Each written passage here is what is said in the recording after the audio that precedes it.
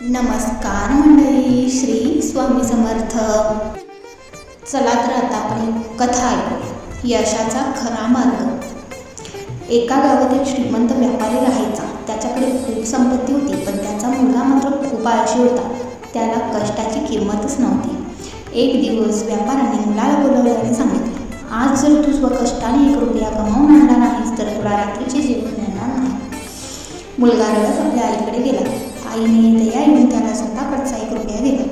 रात्री मुलाने तो रुपया वडिलांना दाखवला. वडील म्हणाले, हा रुपया विहिरीत फेकून दे. मुलाने तो लगेच फेकून दिला. वडील समजले की हा पैसा त्याने कमावलेला नाही. दुसऱ्या दिवशी व्यापाऱ्याने आईला माहेरी पाठवून दिले. आता मुलाला खरोखर कामावर जावे लागले. त्याने दिवसभर बाजारात उजी वाहिली आणि घामाघूम 1 रुपया कमावला. रात्री वडिलांनी पुन्हा तोच प्रश्न विचारला आणि म्हणाले, हा रुपया विहिरीत फेकून दे.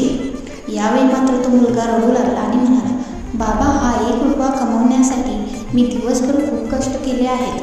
माझा घाम गळाला आहे. मी हा रुपया विहिरीत कसा टाकू? व्यापाऱ्याने हसून मुलाला जवळ घेतले आणि सांगितले, बाळा, आज तुला कष्टाची किंमत कळाली आहे. या गोष्टीचे तात्पर्य आपल्याला यातून काय घ्यायचे आहे तर स्वतःच्या कष्टाने मिळवलेल्या गोष्टीची किंमत ही नेहमीच जास्त असते. फुकट मिळालेल्या गोष्टीचे मूळ कोणालाच नसते.